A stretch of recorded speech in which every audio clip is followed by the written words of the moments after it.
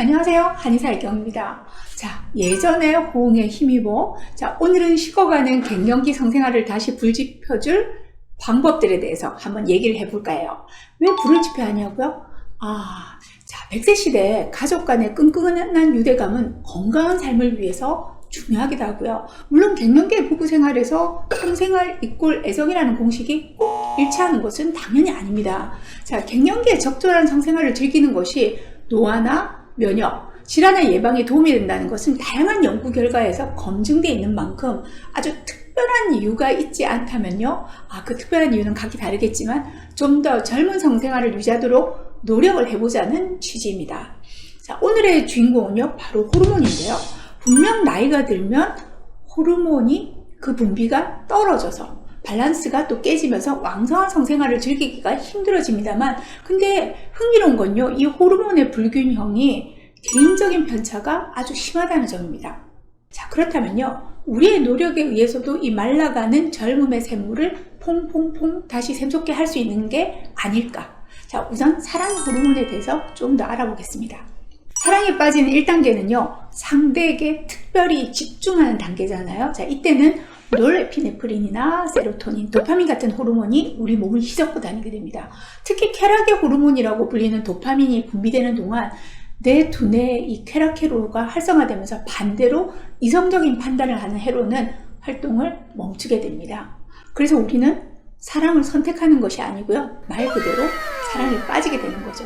자, 이때같이 분비되는 호르몬이 노르에피네프린과 세로토닌인데요. 이 호르몬들은 흥분시키는 기능을 가지고 또 도파민은 그 결과에 대해서 행복감을 느끼게 하는 거죠. 그래서 우리는 그 사람을 생각하면 둥둥 떠있고 행복하고 온통 그 사람 생각을 하게 되고 다른 일에는 주의 집중이 불가능해집니다. 물론 이 호르몬들은 그렇게 계속 분비되진 않아요. 사랑의 호르몬의 보통 그 유통기간은요, 18에서 30개월 정도가 지나면 점차 줄어들게 되죠. 사실 그래서 우리는 건강하게 살 수 있는 것이기도 할 겁니다. 계속 가슴이 두근두근 된다면 죽죠. 말 그대로 사랑에 빠져서 죽을 수도 있습니다. 그래서 우리는 이러한 호르몬의 방어벽을 쌓게 되는 거죠. 그럼 모든 부부는 일정 기간이 지나면 흥미를 잃게 되겠군요. 자, 아니요, 그렇지 않습니다. 우리에게는 그 다음 단계에 또 다른 호르몬이 있습니다. 바로 애착의 단계로 끌고 가는 화학물질들인데요. 이 단계에서는 단순히 상대방에 대해 매력을 지나서 함께 하는데 만족감을 느끼게 하는 거죠. 이 사랑의 단계에서는 두 가지 호르몬이 중요한 역할을 하는데요. 바로 옥시토신과 바소프레신입니다. 옥시토신은요, 폼화합물이라는 별명을 지니고 있고요. 연인들 사이에 이 애착심을 증가시키죠. 성적 쾌감을 느낄 때 남녀 관계없이 혈장의 옥시토신의 양이 증가한다고 해요. 특히 여성에게 있어서 사랑을 느끼는 지점은요, 한눈에 반하는 도파민의 역할만이 아니라 끈끈한 유대감과 애착의 호르몬인 옥시토신이 함께 존재해야 성립되는 거라고 해요. 자, 요점을 정리하자면 도파민은 불을 붙여놓는 거고, 여기에 은근히 지속적으로 타개하는 것이 바로 옥시토신이라는 거죠. 이 옥시토신과 형제관계에 있는 호르몬이 바로 바소프레신인데요. 남성의 애착 호르몬이라고 할 수 있는 이 바소프레신은 일부 일처 화물이라는 별명을 지니고 있어요. 이 호르몬은요, 남성들이 여러 여성을 만나고 다니려는 마음하고요, 또 자기 혼자 있고 싶어 하는 마음을 좀 피하도록 도와주는 역할을 하고, 더불어서 자기 영역, 그러니까 자기 여자를 지킨다는 욕구를 증가시키게 하는 호르몬입니다. 바람둥이들은 아마도 이 바소프레신의 분비가 약하지 않을까 싶어요. 실제로 바소프레신이 줄어들면 이혼율이 높아진다는 통계도 있다고 하니까 참 재미있는 것 같아요.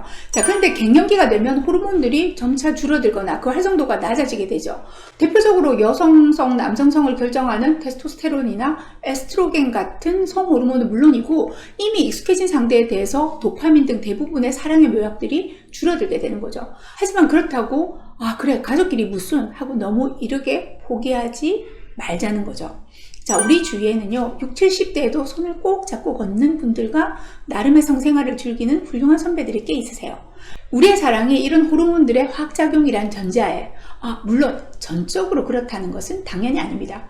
어떻든 이러한 호르몬들을 좀 더 잘 활용해 보자는 건데요. 우선 도파민은 뭔가 긍정적이고 즐거운 일을 기다리거나 경험할 때 분비되는 신경 전달 물질이죠. 자, 이 도파민은 게임을 하거나 초콜릿을 먹어도 생성돼요. 그리고 중독과 매우 관련성이 높은 호르몬인데요. 각종 중독이 쾌락을 목표로 하는 거라는 걸 생각해 보면 당연한 얘기입니다. 하지만 마약 등에 의존하는 도파민 수준을 높이게 되면 도파민이 자연스럽게 분비되지 않게 되기 때문에 매우 위험할 수 있습니다. 건강하게 이 쾌락 호르몬을 증가시키는 방법을 알려드리도록 하겠습니다.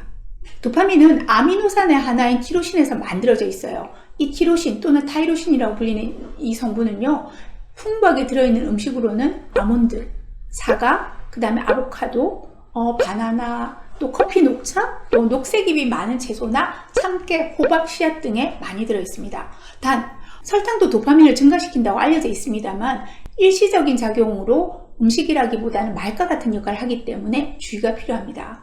또 하나 중요한 팁은요, 당신의 장내 세균의 상태에 따라서도 도파민과 세로토닌 같은 신경전달 물질의 생성이 더 활성화될 수 있습니다.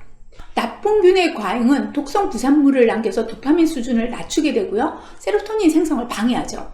양배추 등과 같이 섬유소가 풍부한 채소라든가 당분이 없는 요구르트 같이 유익균의 먹이가 되기도 하고 또 그 자체가 자연 프로바이오틱스 역할을 하는 식품들은 또한 도파민 생성을 자연스럽게 증가시킬 수 있어요. 다음으로 신체적인 운동도 권장할 만합니다. 운동을 하면 새로운 뇌세포가 만들어져서 뇌세포의 노화를 느리게 하고요, 뇌의 영양분의 흐름이 개선되게 합니다. 더불어서 도파민 수준을 향상시킬 뿐만 아니라 세로토닌과 노르에피네프린 등 행복 호르몬이라는 신경전달 물질이 증가하게 돼요. 유명한 정신과 의학 박사인 존 레이티의 주장에 따르면요, 운동하면 새로운 뇌세포의 수용체가 늘어남에 따라서 도파민의 기준 레벨이 오른다는 것을 발견했다고 주장하고 있습니다. 뇌의 기능을 강화시키기 위해서는 격렬한 운동이 유익한 것은 맞습니다만 산책이나 요가, 태극권 같은 운동만으로도 충분히 효과를 누릴 수 있죠. 또한 애정의 호르몬인 옥시토신은요, 출산 시에 자궁의 수축과 모유수를 도와주면서 모성애를 발현하도록 해주는 호르몬이기도 한데요. 이 호르몬은 봉사활동으로도 분비된다고 해요. 따라서 노년의 적극적인 봉사활동은 삶의 질을 올려줄 뿐 아니라 당신 자신의 건강을 위해서도 아주 유익합니다. 세로토닌의 분비는 햇볕을 쬐도 그 생성을 도와주게 되고요. 따라서 우리가 오래오래 사랑의 행위를 즐기기 위해서는 적당한 야외활동, 또 봉사활동, 운동, 그리고 장 건강에 도움을 주는 좋은 음식을 즐기는 노력을 한다면 우리는 지금보다 훨씬 더 젊고 유쾌하고 그리고 매력적으로 무르익고 갈 수 있을 겁니다. 내용이 도움이 되셨다면 좋아요와 구독 그리고 알람 눌러주시기 바랍니다.